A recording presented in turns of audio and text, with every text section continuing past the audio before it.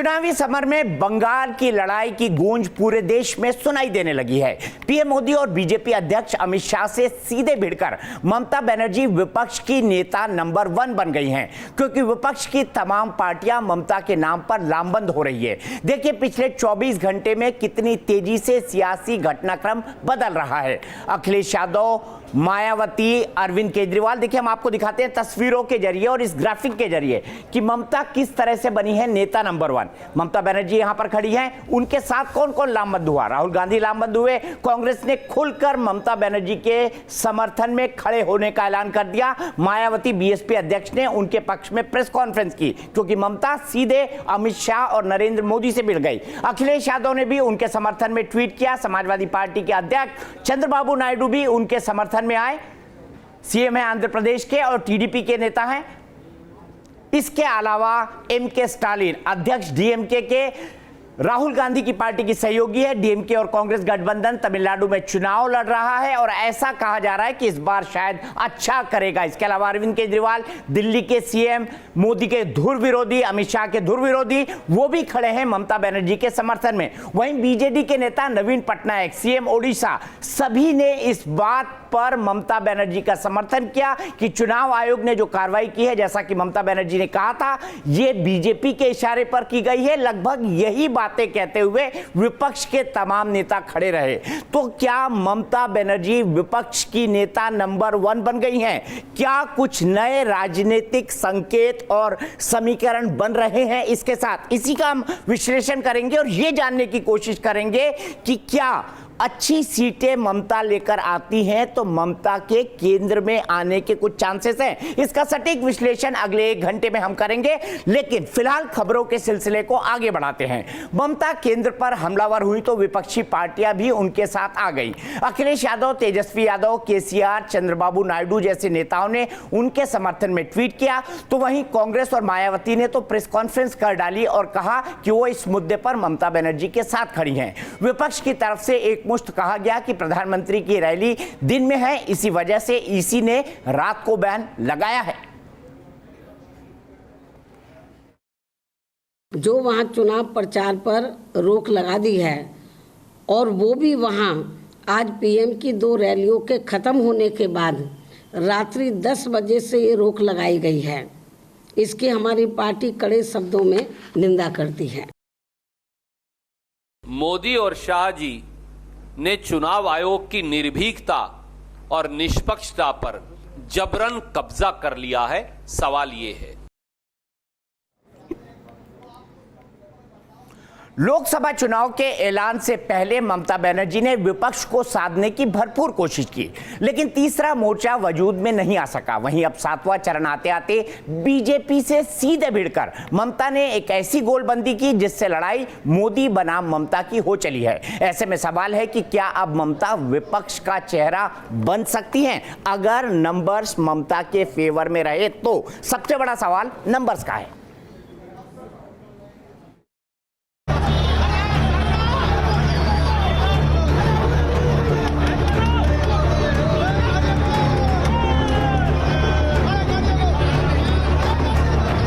दीदी का रवैया तो मैं बहुत दिन से देख रहा हूं, अब पूरा देश भी देख रहा है। तृणमूल कांग्रेस पर पीएम मोदी के इन हमलों ने ममता बनर्जी को राजनीति के बड़े केंद्र में लाकर खड़ा कर दिया है। कोलकाता हिंसा के बाद बीजेपी लगातार ममता बनर्जी पर निशाना साध रही है। जवाब में ममता बनर्जी बंगाल से दिल्ली पर दहाड़ रही है। यूपी में शोर है, दिल्ली में शोर है। पीएम मोदी से सीधे भिड़ने पर ममता को समूचे विपक्ष का साथ मिला। 7वें चरण में बदले समीकरण में ये इशारा साफ है कि ममता फिलहाल विपक्ष की नेता नंबर 1 की रेस में फिर आगे हो गई हैं। अब जरा ममता बनर्जी के ट्वीट पर गौर कीजिए, जो उन्होंने विपक्ष के समर्थन में लिखा है। समर्थन के लिए मायावती जी, अखिलेश जी, कांग्रेस समेत सभी माननीयों का धन्यवाद। बीजेपी के प्रभाव में चुनाव आयोग ने एक तरफा फैसला किया।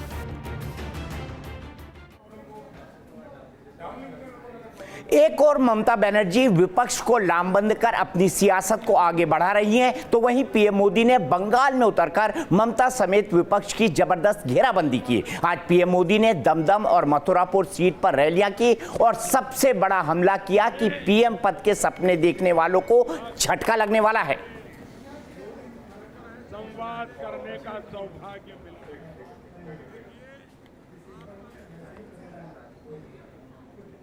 पीएम मोदी ने कहा कि विपक्ष की सारी रणनीति सिर्फ मोदी हटाओ पर टिकी है। विपक्ष का चेहरा कौन है, यह साफ नहीं है। कर्नाटक का चुनाव चल रहा था, प्रधानमंत्री के दावे ठोक रहे थे।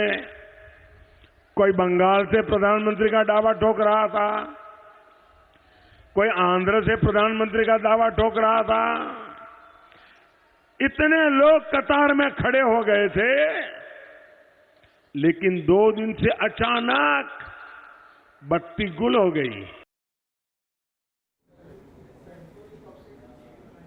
बीजेपी हर मंच से यह सवाल दागती रही कि विपक्ष का चेहरा 2019 में कौन है, मोदी के सामने राहुल या फिर कोई और। इस सवाल के जवाब में आज कांग्रेस ने पत्ते खोले। बंगाल में मचे घमासान के बीच कांग्रेस के दिग्गज नेता गुलाम नबी आजाद ने चौंकाने वाला बयान दिया है।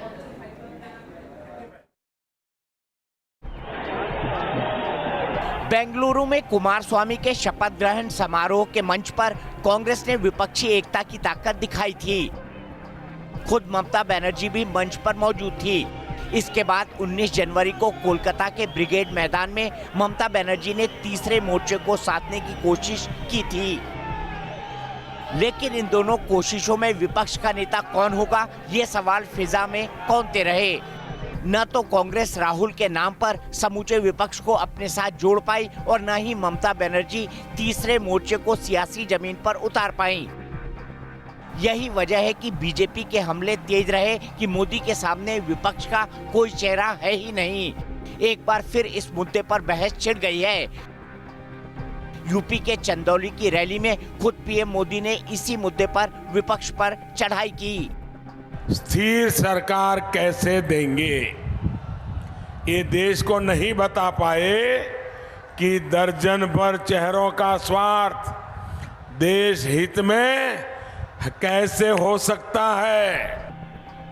इस तरह पीएम मोदी विपक्ष की रणनीति पर वार कर रहे हैं। ये बयान ऐसे वक्त आया है जब ममता बनाम बीजेपी की लड़ाई तेज है और तमाम विपक्षी दल ममता के साथ खड़े नजर आते हैं। इस बीच कांग्रेस के दिग्गज नेता गुलाम नबी आजाद ने बड़ा बयान दिया है कि एनडीए की सरकार नहीं आनी चाहिए और उसमें गैर कांग्रेसी सरकार जो पार्टियां हैं वो मिलके जो भी राम राय बनेगी उस राम राय के साथ हम सब होंगे। इस वक्त हम कोई इशू नहीं बनाना चाहते हैं कि जब हम नहीं बनेंगे तो कोई भी नहीं बनेगा, ऐसा कोई संभावना नहीं। आजाद ने ममता का नाम तो नहीं लिया, लेकिन बयान की टाइमिंग पर अटकलें तेज है कि क्या कांग्रेस ममता के नाम पर राजी हो गई है। तो बंगाल बचाना तो ममता बनर्जी का लक्ष्य है ही, लेकिन क्या दिल्ली पर भी उनकी नजर है? यही जानने के लिए सीधे चलते हैं कोलकाता, जहां से जुड़ गई है हमारी सहयोगी देवजानी चौबे। देवजानी, सबसे पहला सवाल, क्या ममता की नजर कल की जिस तरह से राजनीति हुई और तमाम लोग उनके पीछे खड़े हुए हैं, जिस तरह से उन्होंने अमित शाह और नरेंद्र मोदी को चुनौती दी है, क्या ममता की हसरतें अब कोलकाता से दिल्ली तक आने की हैं?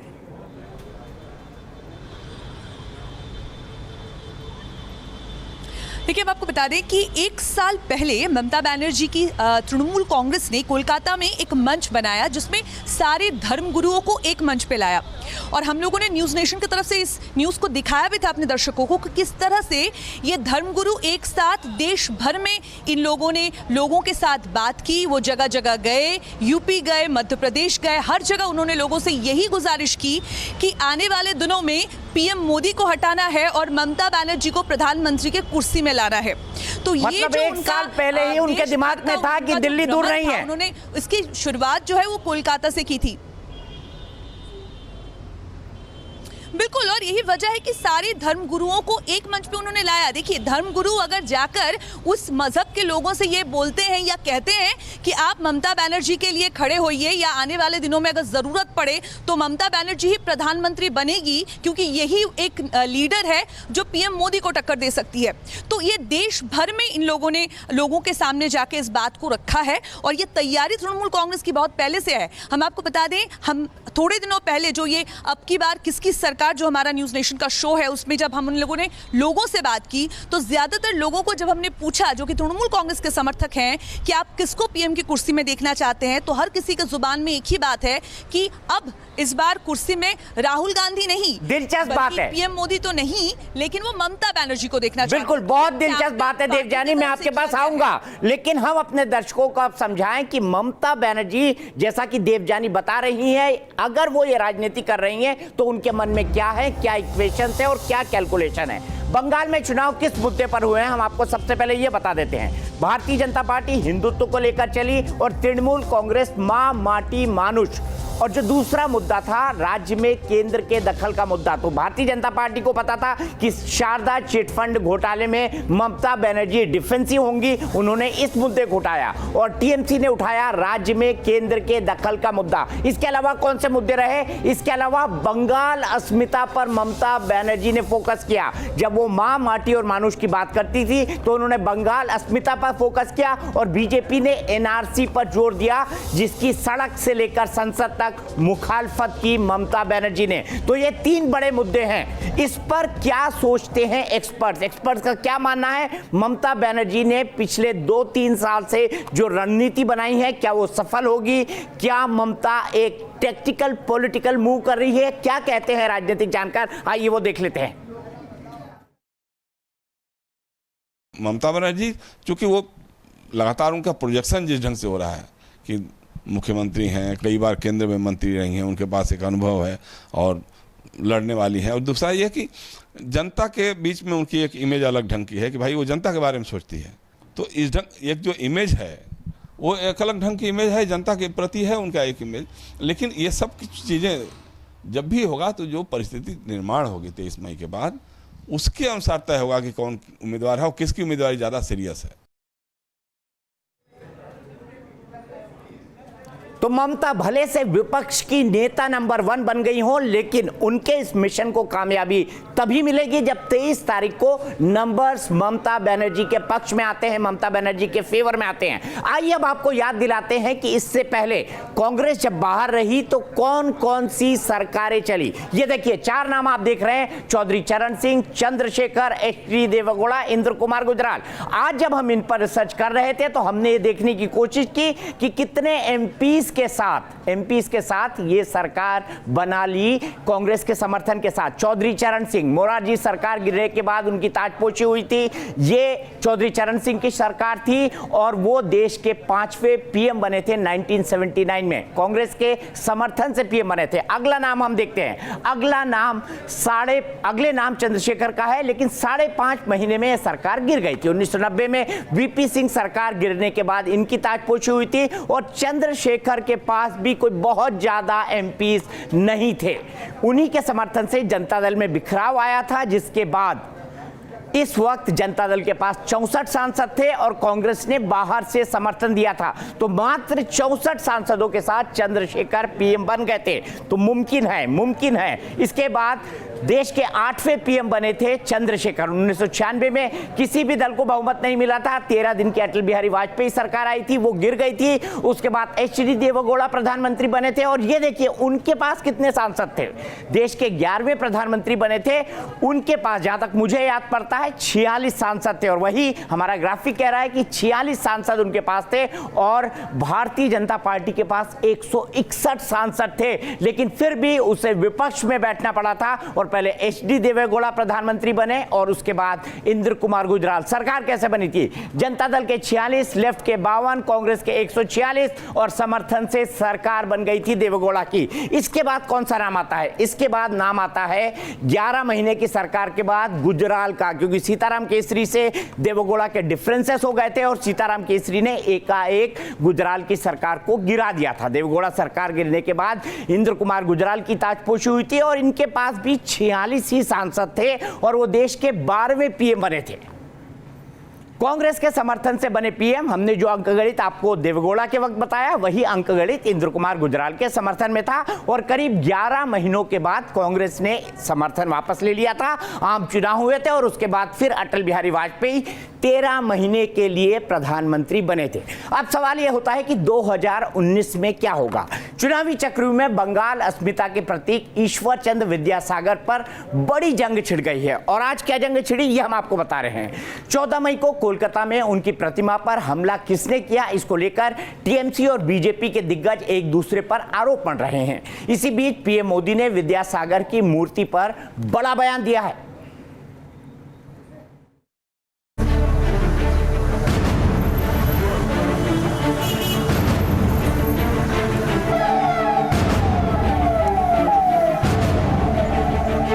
चौदह मई को कोलकाता हिंसा की आंच बंगाल अस्मिता के प्रतीक ईश्वर चंद्र विद्यासागर तक पहुंच गई और उसके बाद 7वें चरण में महानायक पर महाभारत छिड़ी है। आज पीएम मोदी ने टीएमसी पर बंगाल का अपमान करने का आरोप जड़ दिया और वादा किया कि पंच धातु की ईश्वर चंद्र विद्यासागर की भव्य प्रतिमा बनवाएंगे। ईश्वर चंद्र विद्यासागर जी के विजन के लिए समर्पित हमारी सरकार उसी जगह पर पंच धातु की एक भव्य मूर्ति की स्थापना करेगी और टीएमसी के गुंडों को जवाब देंगी। बंगाल पूरी तरह से रण क्षेत्र में तब्दील हो गया है। चुपचाप। ममता बनर्जी की अगुवाई में टीएमसी भी विद्यासागर के अपमान को बड़ा मुद्दा बना रही है। তুমি অহংকারী, তোমার মতো লোক ঐতিহ্য ফিরিয়ে দিতে পারবে? 200 বছরের হেরিটেজ তুমি ভেঙে দিলে, তার সব কপি আছে আমাদের কাছে, ভিডিও কপি। আর তুমি বলছো তৃণমূল কংগ্রেস করেছে, লজ্জা করে না? কান ধরে উদ্বোস করা উচিত এই প্রাইম মিনিস্টারের। একবার না লক্ষবার মিথ্যে কথা বলার জন্য, মিথ্যে কথা বলার জন্য মিথ্যেবাদী বলা, আইদার প্রমাণ করো। আর তা নাহলে তোমায় কিন্তু আমরা জেলে টানবো। তার কারণ আমরাও কিন্তু ছেড়ে কথা বলার লোক নই, আমাদের কাছে এভিডেন্স আছে, डॉक्यूमेंट আছে। Document will speak itself, law will take its own course. राष्ट्र निर्माण में ईश्वर चंद्र विद्यासागर को देश शिद्दत से याद करता है और अब चुनावी चक्रव्यूह में उनके नाम को भुनाने में सभी दलों में होड़ लग गई है। तो बीजेपी और तृणमूल दोनों ही मूर्तियां लगवाने का दावा कर रही हैं, लेकिन ममता बनर्जी हमलावर हैं। इसीलिए इस कैंपेन के दौरान प्रधानमंत्री ममता बनर्जी को स्पीड ब्रेकर दीदी कहते हैं, वहीं ममता बनर्जी प्रधानमंत्री को एक्सपायरी नेता या एक्सपायरी प्राइम मिनिस्टर कहती हैं। कोलकाता हिंसा के बाद चुनाव आयोग ने बंगाल में पहली बार आर्टिकल 324 का इस्तेमाल किया है तो देश की सियासत में तूफान उठ गया। ममता के तेवर इसलिए भी तल्ख हैं क्योंकि चुनाव आयोग ने ममता के करीबी अफसरों की तैनाती पर अदला बदली की। आखिर क्यों हुआ यह बदलाव, आपको दिखाते हैं। देर से ही सही, ममता सरकार के चहेते अफसर राजीव कुमार को चुनाव आयोग का आदेश मानना ही पड़ा। सुबह 10 बजे का वक्त मुकर्रर किया गया था। बताया जा रहा है कि राजीव कुमार शाम को एमएचए पहुंचे।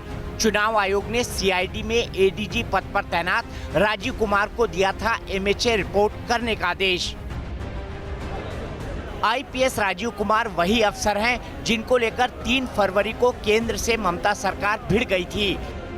कोलकाता के तत्कालीन पुलिस कमिश्नर राजीव कुमार को सीबीआई टीम से बचाने के लिए ममता धरने पर भी बैठ गई थी, जिसके बाद चुनाव में राजीव कुमार की भूमिका पर सवाल उठने लगे थे। वहीं आयोग ने गृह सचिव अत्रि भट्टाचार्य को भी रिलीव कर दिया है। उनकी छुट्टी क्यों हुई, इसकी वजह बनी वो चिट्ठी जो उन्होंने चुनाव आयोग को लिखी थी। भट्टाचार्य ने आयोग को लिखा था कि केंद्रीय बल अपने बल का जरूरत से ज्यादा इस्तेमाल कर रहे हैं। आयोग का मानना था कि ऐसा करके भट्टाचार्य ने चुनावी प्रक्रिया में दखल दिया था। बंगाल में चुनाव आयोग की कार्रवाई के बाद भी बीजेपी पीछे हटने को तैयार नहीं है। ममता बनर्जी के पीएम मोदी और अमित शाह पर दिए विवादित बयान पर बीजेपी हमलावर हो गई है। मुख्तार अब्बास नकवी और प्रकाश जावड़ेकर की अगुवाई में बीजेपी का एक डेलीगेशन आज दिल्ली में चुनाव आयोग से मिला, ममता की शिकायत की और कोलकाता हिंसा के आरोपियों को गिरफ्तार करने की मांग की। मुख्यमंत्री अगर ये कहे कि प्रधानमंत्री और पार्टी के हमारे अध्यक्ष अमित शाह गुंडे हैं, तो ये किस आचार संहिता में बैठता है? और इसलिए उन पर तुरंत कार्रवाई करनी चाहिए। मुख्यमंत्री पर दो ही गुंडे, ऐसा वो जो कहा है वो सभ्यता की मर्यादा लांघ करता है, आचार संहिता की उल्लंघन करता है और सभ्य समाज की हर चीज की लांघता है, और इसलिए उन पर तुरंत कार्रवाई हो, यह हमने मांग की है। और इसी पर सीधे बात करने के लिए, ग्राउंड जीरो की रिपोर्ट लेने के लिए सीधे चलते हैं कोलकाता, जहां से जुड़ गई हैं हमारी सहयोगी देवजानी चौबे। देवजानी, 9 सीटों पर चुनाव है। ये 9 सीटें तृणमूल कांग्रेस के कब्जे में थी 2014 में। क्या यहां पर सीधा मुकाबला बीजेपी और तृणमूल कांग्रेस में है, या फिर गेम के अंदर या चुनाव के अंदर लेफ्ट और कांग्रेस भी बनी हुई है?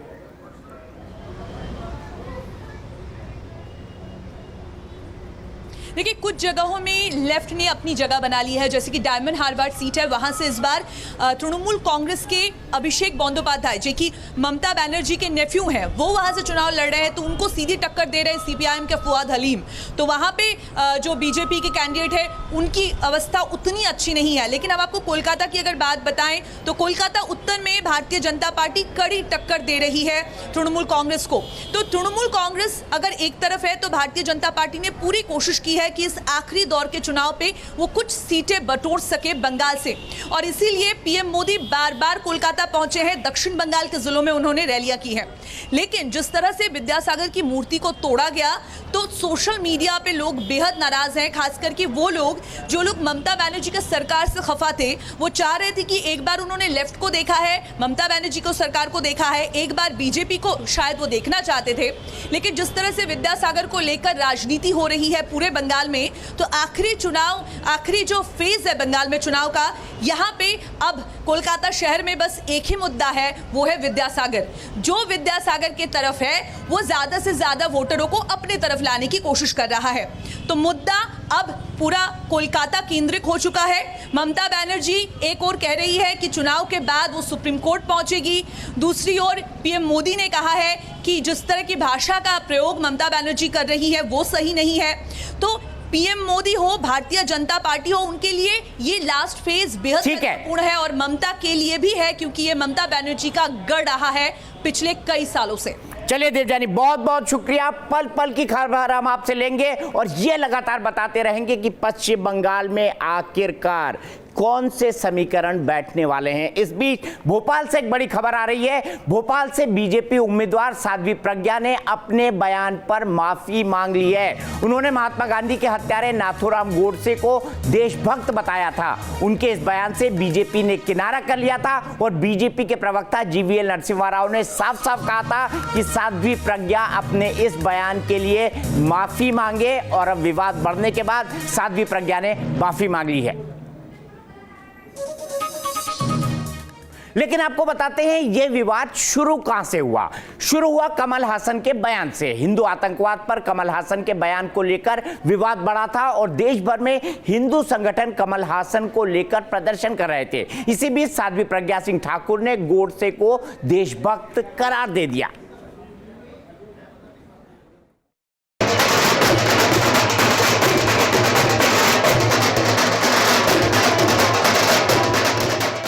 नाथूराम गोडसे देशभक्त थे, हैं और रहेंगे। ऐसा बोलने उनको आतंकवादी कहने वाले लोग स्वयं के गिरेबान में झांक के देखें। अब की चुनाव में ऐसे लोगों को जवाब दे दिया जाएगा। गोडसे पर कमल हासन से शुरू हुई सियासत साध्वी प्रज्ञा तक पहुंच गई। कमल हासन की नजर में नाथूराम गोडसे देश का पहला आतंकी था, तो साध्वी प्रज्ञा ने गोडसे को देशभक्त करार दे दिया। सियासत से शुरू हुई संग्राम सड़कों तक पहुंच गई। आगरा में बजरंग दल कार्यकर्ताओं ने कमल हासन का पुतला फूका और कमल हासन के खिलाफ अपशब्दों का इस्तेमाल किया। इधर हिंदू आतंक वाले बयान को लेकर कमल हासन के खिलाफ भोपाल में केस दर्ज किया गया है। इस मामले पर 15 जुलाई को सुनवाई होगी।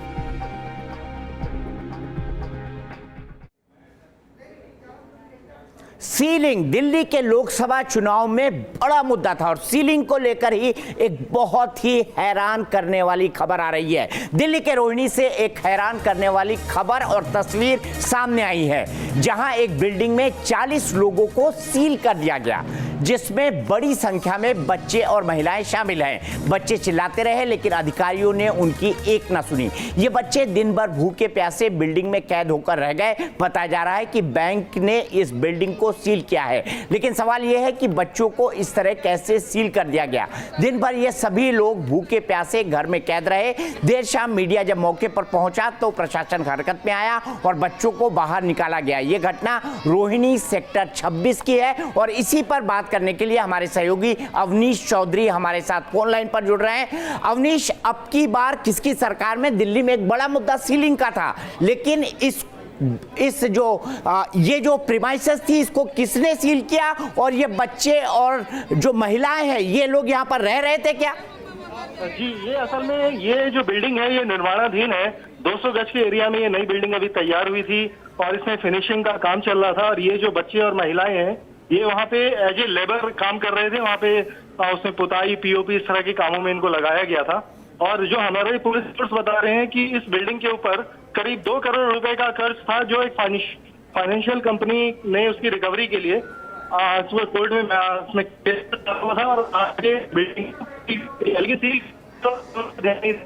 इसके अंदर लेबर है, बच्चे हैं, महिलाएं, उन्होंने फिर उसको बाहर से सील किया और चलते बने। और जब वो बच्चे और महिलाएं ऊपर से चिल्लाने लगे तो लोगों को खबर लगी, उन्होंने मीडिया को सूचना दी। जब मीडिया पहुंचा तो वहाँ पे एसीपी और लोकल एसएचओ गए, फिर दमकल विभाग को सूचना दी गई, सबने बिल्कुल रेस्क्यू कराया। सीढ़ियां तो अवनीश, ये मामला सीलिंग से सीधा जुड़ा हुआ नहीं था बल्कि लोन की रिकवरी से जुड़ा हुआ था, यही कह रहे हैं आप? जी, ये कोई फाइनेंशियल कंपनी है करोल बाग की, जिसको रिकवरी करनी थी, उसने इस बिल्डिंग को सील किया है। भारत दुनिया का सबसे बड़ा लोकतंत्र है। इस लोकतंत्र में पूर्वांचल में कैसी जंग चल रही है ये हम आपको आगे दिखाएंगे, लेकिन अगर दुनिया के सबसे बड़े लोकतंत्र में चुनाव हो रहे हैं और चुनाव के रंग ना हो, ऐसा कैसे हो सकता है? तो आइए नजर डाल लेते हैं चुनाव की चटपटी खबरों पर।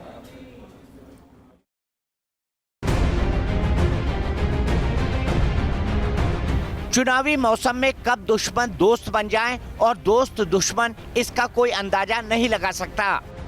इस तस्वीर को देखकर आप यही सोच रहे होंगे कि सीएम योगी और अखिलेश आखिर कैसे एक साथ खाना खा सकते हैं। हर रोज मंच से एक दूसरे को कोसने वाले आखिर कैसे साथ में सब्जी पूड़ी खा रहे हैं? तो हम आपको इस तस्वीर की सच्चाई बताते हैं। इस तस्वीर में नजर आ रहा शख्स योगी आदित्यनाथ नहीं बल्कि उनका हमशक्ल सुरेश ठाकुर है, जो इन दिनों अखिलेश के साथ कई सभाओं में नजर आ रहा है। अखिलेश ने सब्जी पूड़ी खाने वाली इस तस्वीर को अपने ट्विटर पर पोस्ट करते हुए योगी आदित्यनाथ पर तंज भी कसा है। अखिलेश ने कहा है, जब उन्होंने हमारे जाने के बाद मुख्यमंत्री आवास को गंगा जल से धोया था, तब हमने भी तय कर लिया था कि हम उनको पूड़ी खिलाएंगे। योगी आदित्यनाथ की तरह दिखने वाले इस शख्स को योगी योद्धा के नाम से लोग पहचानने लगे हैं। हाल ही में फैजाबाद रैली में भी सुरेश ठाकुर अखिलेश के मंच पर नजर आए थे और अखिलेश ने कहा था कि हमारे पास भी ये सन्यासी है। आदिवासी गाने की धुन पर थिरकते ये हैं नंद कुमार चौहान। एमपी के खंडवा से बीजेपी प्रत्याशी नंद कुमार चौहान आज बुरहानपुर पहुंचे और आदिवासी महिलाओं के साथ डांस किया। चुनाव का सीजन है तो नेताजी का जनता के साथ कदमताल करना भी लाजमी है। एमपी में नेताजी के डांस के बाद ये देखिए नेताजी के बेटे का चुनावी प्रचार। सिर पर हेलमेट लगाए और बाइक को रफ्तार देते ये है लालू यादव के बड़े बेटे तेज प्रताप। पाटलिपुत्र से मीसा भारती चुनाव लड़ रही हैं, तो बहन के लिए प्रचार करना तो बनता है। इसीलिए पार्टी कार्यकर्ताओं को साथ लेकर तेज प्रताप बाइक पर कैंपेन के लिए निकल पड़े। और अब बात पूर्वांचल की। 7वें और आखिरी चरण के चुनाव में पूर्वांचल की धरती सियासत का अखाड़ा बन गई है। पीएम मोदी ने जहां मिर्जापुर और मऊ में शक्ति प्रदर्शन किया, वहीं गठबंधन के दिग्गजों ने वाराणसी में दहाड़कर सीधे प्रधानमंत्री को चुनौती दी। बीजेपी के सामने पूर्वांचल में साल 2014 के नतीजे दोहराने की चुनौती है। वहीं पूर्वांचल की धरती गठबंधन के लिए लिटमस टेस्ट बन चुकी है। आप लोगन के इतना संख्या देखी के हम ही विश्वास हो गई बानी कि महामिलावटी लोगन के बोरिया बिस्तरवा बंद गईल बा। पूर्वांचल की धरती और भोजपुरी बोली मऊ की रैली में इस अंदाज में पीएम मोदी ने आवाम से कड़ियां जोड़ी। इस इलाके को जाति समीकरणों का गढ़ कहा जाता है और पहली बार बीजेपी को पूर्वांचल में गठबंधन की ऐसी जबरदस्त चुनौती मिली है।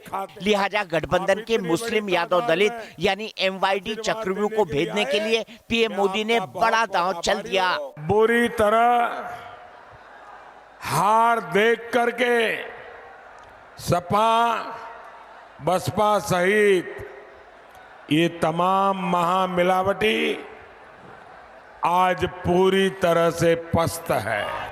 वहीं कांग्रेस की मौजूदगी से लड़ाई त्रिकोणी हो गई है। खास बात यह है कि प्रियंका गांधी फैक्टर को इस बार कांग्रेस गेम चेंजर बता रही है। उत्तर प्रदेश के पूर्वी हिस्से में पड़ने वाले 24 जिलों में सिमटा पूर्वांचल हर बड़े चुनाव में अपने भौगोलिक दायरे से आगे बढ़कर नतीजों और सियासी समीकरणों को प्रभावित करता रहा है।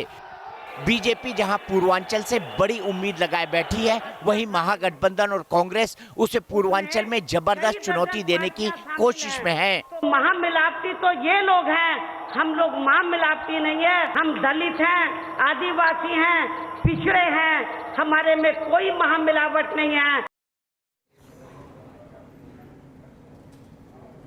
और आइए देख लेते हैं 19 मई को पूर्वांचल की किन किन सीटों पर चुनाव होना है। इस ग्राफिक के जरिए देखते हैं जो आपके टेलीविजन स्क्रीन पर अब आ रहा है। पूर्वांचल की चुनावी जंग क्या कहती है यह हम आपको दिखाते हैं। 19 मई को मतदान है। महाराजगंज, उससे लगा हुआ बांसगांव, कुशीनगर, गोरखपुर योगी आदित्यनाथ की सीट, सलेमपुर, घोसी, गाजीपुर मनोज सिन्हा जी की सीट जो कि संचार मंत्री हैं, देवरिया, बलिया, वाराणसी खुद प्रधानमंत्री नरेंद्र मोदी की सीट, चंदौली, रॉबर्ट्सगंज और मिर्जापुर, ये तमाम वो सीटें हैं। और आइए अब देख लेते हैं कि पूर्वांचल का जातीय समीकरण क्या कहता है। कौन सी जाति कितने प्रतिशत में है? ब्राह्मण 10% है, राजपूत 7%, ये अगली जाति हो गई, मुस्लिम 16%, यादव 14%, SC 21%, OBC 19% और अन्य 13%। और अगर जिसमें MYD समीकरण कहा जा रहा है, जिसको मुस्लिम यादव और दलित समीकरण 16, 14 और उसके आगे जो 20 के आसपास का मत है, वो 20 के आसपास का परसेंटेज है, वो मिलकर एक बड़ा चंक गठबंधन के लिए बन जाता है। लेकिन भारतीय जनता पार्टी को अच्छे खासे वोट मिले थे 2014 में, 40% से ऊपर वोट मिले थे। अपना दल को 3%, यानी ये दोनों मिलकर 44% वोट हो जाते हैं। कांग्रेस को 7%, समाजवादी पार्टी को 17.4, BSP को 19.8 और SP और BSP दोनों को मिलाकर 37.2। कहा जाता है कि पूर्वांचल की लड़ाई में बिरादरी पहले आती है, राजनीतिक दल दूसरे नंबर पर और सबसे आखिरी में आते हैं मुद्दे। तो क्या 2019 के रण में भी पूर्वांचल की जंग जाति और बिरादरी पर टिकी रहेगी या फिर चुनाव का आखिरी दौर पूर्वांचल में मोदी और मोदी विरोध के मुद्दे पर लड़ा जाएगा? ये महामिलावटी वोट के लिए बेटियों का अपमान करते हैं। मुस्लिम बहनों को 3 तलाक के नर्क से मुक्ति दिलाने का बीड़ा भी हमारी सरकार ने उठाया, लेकिन इन महामिलावटी लोगों ने मिलकर मुस्लिम बहन बेटियों को इंसाफ मिलने में रोड़े अटकाए। मऊ की धरती पर 3 तलाक का जिक्र कर पीएम मोदी ने एक तीर से कई निशाने साधने की कोशिश की है। बीजेपी को पूर्वांचल में गठबंधन के MYD समीकरण यानी मुस्लिम यादव और दलित चैलेंज से जूझना पड़ रहा है। लिहाजा 3 तलाक का मुद्दा उठाकर पीएम ने पूर्वांचल की 20% मुस्लिम आबादी को टारगेट किया है। सियासी जानकारों के मुताबिक पूर्वांचल में इस बार सबसे बड़ा मुद्दा सिर्फ मोदी है। मोदी समर्थन और मोदी का विरोध ही वोटिंग पैटर्न तय कर रहा है। हालांकि कांग्रेस और महागठबंधन विकास से लेकर किसान और रोजगार से लेकर गंगा सफाई तक का मुद्दा उठा रहे हैं। आपके किसानों के बोनस का क्या हुआ? आपको कुछ नहीं दिया उन्होंने। पिछले चुनाव में उन्होंने कहा था कि 2 करोड़ रोजगार बनाएंगे नौजवानों के लिए। हर साल उन्होंने कहा था कि 2 करोड़ रोजगार हर साल पैदा होंगे। क्या हुआ 5 सालों में? कहा कि आप अपने पुराने नोट दे दीजिए बैंक में। आपको कहा कि आप बड़े देशभक्त बन जाएंगे ऐसा काम करके। गंगा मैया की सफाई कराना ये अकेले वाराणसी का ही नहीं बल्कि ये पूरे देश का एक विशेष मुद्दा है। इसका भी वायदा इन्होंने किया था कि हम गंगा मैया की साफ सफाई कराएंगे, लेकिन लाखों करोड़ रुपया खर्च होने के बावजूद भी यहाँ अभी भी गंगा निर्मल व शुद्ध नहीं बन पाई है। तो उत्तर प्रदेश के इन चुनाव में एक बड़ा फैक्टर प्रियंका गांधी भी है, क्योंकि उन्हें पूर्वांचल की जिम्मेदारी कांग्रेस अध्यक्ष राहुल गांधी ने सौंपी है। पूर्वांचल में प्रियंका फैक्टर क्या है ये हम आपको बताते हैं। प्रियंका को पूर्वांचल का जिम्मा देकर अपर कास्ट के जो वोट हैं, ब्राह्मण ठाकुर, इनको साधने की कोशिश की है। इसके साथ साथ उन्होंने 3 दिन की गंगा यात्रा की और गंगा यात्रा के दौरान वो पिछड़े तबकों से, दलित तबकों से मिली और उन्होंने बीएसपी के वोट बैंक और कुछ हद तक समाजवादी पार्टी के वोट बैंक को भी साधने की कोशिश की। अपना दल, एक अनुप्रिया पटेल का अपना दल है और दूसरा उनकी मां का है कृष्णा पटेल का। अपना दल के कृष्णा पटेल के गुट के साथ उन्होंने गठबंधन किया और प्रियंका के जरिए पूर्वांचल में urban rural divide factor Congress ने तोड़ने की कोशिश की है। अब यहां पर सबसे बड़ा सवाल यह है कि प्रियंका किसका वोट काटती हैं? क्या वो भारतीय जनता पार्टी का वोट काटती हैं और गठबंधन को, यानी महागठबंधन यानी एसपी, बीएसपी और अजीत सिंह की पार्टी को आगे करती है, या वो महागठबंधन का वोट काट लेती है तो भारतीय जनता पार्टी आगे हो जाएगी? लेकिन कांग्रेस का यह तर्क है कि उनकी कोशिश सिर्फ बीजेपी का वोट काटना है और जहां पर वो जीतने की स्थिति में नहीं है वहां पर महागठबंधन को जिताना है, ऐसा राहुल गांधी ने कहा है। अब हम दूसरा ग्राफिक देखते हैं। ओम प्रकाश राजभर, सुहेलदेव भारतीय समाज पार्टी के नेता जो कि योगी सरकार में मंत्री भी हैं, उन्होंने भी अभी बीजेपी से बगावत कर दी है और पूर्वांचल की 14 सीटों पर राजभर वोट का असर है। अति पिछड़े तबके में आती हैं राजभर जातियां और एसपी इनकी पार्टी का नाम है, सुहेलदेव भारतीय समाज पार्टी, और पूर्वांचल में 4% राजभर मतदाता हैं। यहां पर उन्होंने बगावत कर दी है और कहीं पर महागठबंधन के लोगों को समर्थन दे दिया है और कहीं पर कांग्रेस के। तो 2014 के लोकसभा चुनाव में सुहेलदेव भारतीय समाज पार्टी को 0.1% वोट मिले थे। तो ये कुछ वोट ऐसे हैं जो भारतीय जनता पार्टी के पास से छिटक कर जा सकते हैं, या तो कांग्रेस में या फिर महागठबंधन में। ये कितना असर डालेंगे ये भी बेहद महत्वपूर्ण होगा। यूपी के पूर्वांचल में बीजेपी ने आज पूरा दमखम लगा दिया।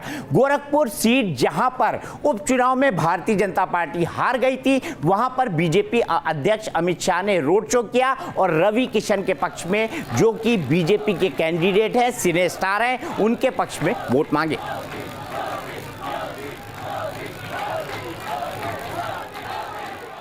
बीजेपी के राष्ट्रीय अध्यक्ष अमित शाह जी हैं। सर, आज जो मैसेज है आज के रोड शो से, कितना बड़ा मैसेज 13 लोकसभा में जहां चुनाव है जाने वाला है? हम पूर्वांचल की सभी सीटें स्वीप कर जाएंगे, प्रचंड बहुमत के साथ जीतेंगे। सर, रोड शो तो राहुल गांधी और प्रियंका भी काशी में कर रहे हैं, इस रोड शो उस रोड शो में क्या अंतर देख पा रहे हैं? नहीं, उन्होंने खुद कहा है हम तो वोट काटने के लिए खड़े रहे।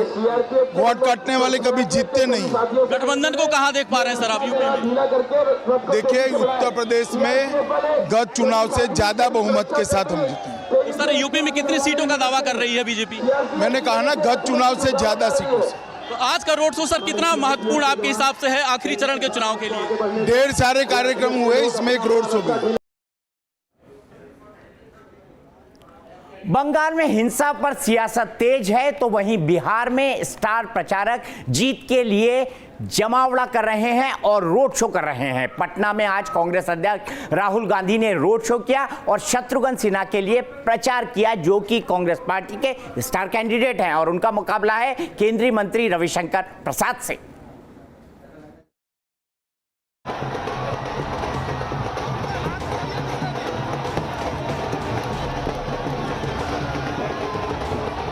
बिहारी बाबू से कांग्रेस को बहुत उम्मीदें हैं।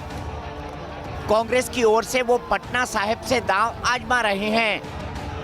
पटना में आज राहुल गांधी ने रोड शो किया तो शत्रुघ्न सिन्हा उनका हाथ पकड़कर लोगों का अभिवादन करते नजर आए। रथ पर सवार होकर राहुल गांधी पटना की सड़कों पर निकले और शत्रुघ्न सिन्हा के लिए प्रचार किया। रोड शो में सैकड़ों की तादाद में कांग्रेस कार्यकर्ता शामिल हुए और नारेबाजी की। शत्रुघ्न सिन्हा पटना साहिब सीट पर कांग्रेस उम्मीदवार हैं। उनका मुकाबला केंद्रीय मंत्री और बीजेपी उम्मीदवार रविशंकर प्रसाद से है। इस सीट पर शत्रुघ्न सिन्हा 2014 में चुनाव जीते थे, लेकिन तब वो बीजेपी में थे। अब की बार चेहरा तो वही है, लेकिन चुनाव निशान बदल गया है। ऐसे में देखना दिलचस्प होगा कि मतदाता किसे खामोश कराते हैं।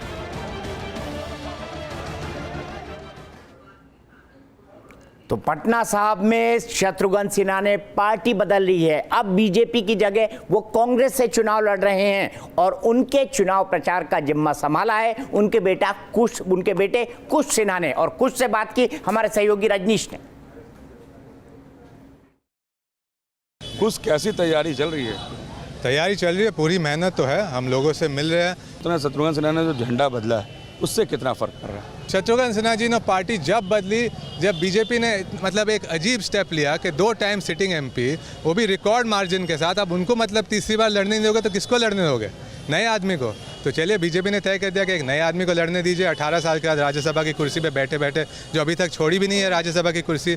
तो आपको लगता है कि फाइट टफ था, बहुत कम दिन का वक्त मिला, लेकिन कांग्रेस ने एक फेस इस्तेमाल किया शत्रुघ्न सिन्हा और पूनम सिन्हा का चुनाव में, जिसे ब्रांड कहते हैं, फेस की ब्रांडिंग होती है। देखिए आज मैं आपको कह देता हूँ, 2014 की बात है। 2014 में मुझे याद है इलेक्शन में मोदी जी का फ़ोन आया था, मैं था उसमें। हाँ, पहली बार कह रहा हूँ तो आप ये थोड़ा ध्यान दीजिएगा। उनका फ़ोन आया, उन्होंने पूछा शत्रुघ्न जी मैं आऊँ क्या? शत्रुघ्न जी ने जवाब क्या दिया? बोला नहीं आइए मोदी जी, मैं संभाल लूँगा। यहाँ पे कोई और फेस की वैसे ज़रूरत नहीं है। जीत को लेकर कितने आश्वस्त हैं पापा और मम्मी के? बहुत आश्वस्त है, लेकिन पापा हमेशा कहते हैं कि ये लोगों की जीत होती है और लोग अंत में लोग चुनते हैं। वीडियो जर्नलिस्ट सचिन के साथ रजनीश सिन्हा, न्यूज़ नेशन पटना। और अब बात राजस्थान के एक ऐसे मुद्दे की जिस पर पूरे देश में बवाल मचा हुआ है। राजस्थान के अलवर में गैंगरेप का मुद्दा पूरी तरह सियासी बन चुका है। हालांकि आज राहुल गांधी ने इस मामले में सियासत से इनकार किया है, लेकिन बैकफुट पर आई कांग्रेस के लिए चुनावी माहौल में राहुल का अलवर जाना ही सियासी मायने समझा गया है।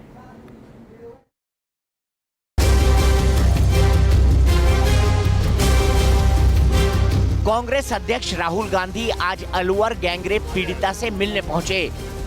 इस दौरान उनके साथ राजस्थान के सीएम अशोक गहलोत और डिप्टी सीएम सचिन पायलट भी मौजूद रहे। राहुल गांधी ने पीड़िता को जल्द से जल्द इंसाफ दिलाने का भरोसा दिया। मुलाकात के बाद राहुल गांधी ने कहा कि वो इस मामले पर राजनीति नहीं करना चाहते, पर देश भर को संदेश जरूर देना चाहते हैं। मेरे लिए ये राजनीतिक मुद्दा नहीं है, मेरे लिए ये एक इमोशनल बात है। एक लड़की के साथ गलत काम किया गया है और हिंदुस्तान में, सिर्फ राजस्थान में नहीं, सिर्फ अलवर में नहीं, हिंदुस्तान में हमें मैसेज देना है कि जो हमारी बहनें हैं, माताएं हैं, उनके साथ ये बर्ताव नहीं टॉलरेट किया जाएगा। राहुल गांधी सियासत से भले ही इनकार कर रहे हों, पर सीएम अशोक गहलोत ने मौका नहीं छोड़ा और बीजेपी पर राजनीति करने का आरोप लगाया। सीएम अशोक गहलोत ने अलवर को 2 जिलों में बांटने का चुनावी वादा भी कर दिया। 2 जिले बनाए जाएंगे अलवर को पुलिस के लिहाज से, और 2 जिले बना करके पहले मांग भी थी, उस मांग को पूरी करेंगे और जल्दी उसका फैसला करेंगे। पूरे देश में लोकसभा चुनाव करीब करीब खत्म हो चुका है। आखिरी चरण में 59 सीटें बाकी हैं, जिनमें पंजाब की सभी 13 सीटों पर वोटिंग होनी है। अब ऐसे में नवजोत सिंह सिद्धू की पत्नी नवजोत कौर ने नई रार छेड़ दी है। नवजोत कौर ने कैप्टन अमरिंदर सिंह के खिलाफ मोर्चा खोल दिया है। उन्होंने कहा है कि कैप्टन ने ही उनका टिकट काटा है। वो चंडीगढ़ से कांग्रेस के टिकट पर चुनाव लड़ना चाहती थी। मेरी टिकट हमारे सीएम साहब ने और आशा जी ने स्पेसिफिकली कह के कटाई गई कि अमृतसर में ये जीत नहीं सकती। पंजाब सरकार के मंत्री नवजोत सिंह सिद्धू की पत्नी और कांग्रेस नेता नवजोत कौर सिद्धू के इस हालिया बयान पर सियासी बवाल छिड़ गया है। आखिरी चरण के मतदान से ठीक पहले अमृतसर ईस्ट से विधायक रही नवजोत कौर ने लोकसभा चुनाव में उनका टिकट काटे जाने का मुद्दा उछाल दिया और बातों ही बातों में इसका आरोप मढ़ा पंजाब के सीएम कैप्टन अमरिंदर सिंह और पंजाब कांग्रेस की इंचार्ज आशा कुमारी पर। मेरा मैसेज ये था लोगों को कि घरों में बैठ जाते हैं रूस के, मुझे प्रधान नहीं बनाया, मुझे काउंसलर की टिकट नहीं मिली। तो मेरा मैसेज ये था कि मेरे जैसे को मेरी टिकट हमारे सीएम साहब ने और आशा जी ने स्पेसिफिकली कह के कटाई गई कि अमृतसर में ये जीत नहीं सकती। हालांकि कांग्रेस पार्टी नवजोत के आरोपों को बेबुनियाद करार दे रही है। ये रिपोर्ट्स कहाँ से आई हैं, where have these reports come from, I really don't know. हमें बड़ा अच्छा लोगों से रिस्पांस मिल रहा है। हम अभी लास्ट जो अंतिम चरण है चुनाव का, उसके प्रचार में लगे हुए। कांग्रेस डैमेज कंट्रोल में जुटी है। डर है कि कहीं सिद्धू की पत्नी की ये गुगली विरोधियों के लिए फायदेमंद न साबित हो जाए। और आइए पंजाब से अब चलते हैं मध्य प्रदेश। भोपाल में चुनाव हो चुका है, लेकिन कांग्रेस नेता दिग्विजय सिंह का परिवार अभी भी बिजी है। दिग्विजय सिंह के बेटे जयवर्धन सिंह इंदौर में मंदिर मंदिर दर्शन करते नजर आए। कांग्रेस उम्मीदवार के लिए उन्होंने प्रचार किया और वोट मांगे।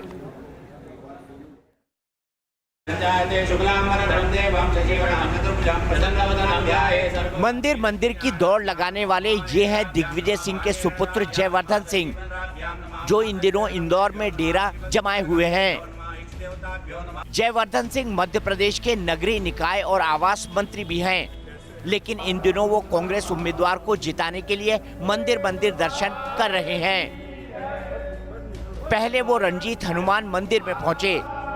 इसके बाद पंचकुइया स्थित वीर बगीची पर वीर अलीजा सरकार के दर्शन करने पहुंचे और वहां बाल ब्रह्मचारी संत महाराज से आशीर्वाद दिया।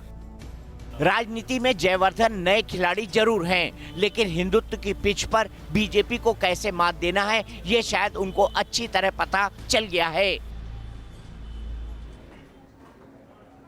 तो अब की बार किसकी सरकार में आज के लिए इतना ही। कल रात 9 बजे फिर हाजिर होंगे, लेकिन हम आपको बता दें 19 तारीख को सुबह 6 बजे से हम अपनी मेगा कवरेज स्टार्ट करेंगे और ये कवरेज लगातार चलती रहेगी।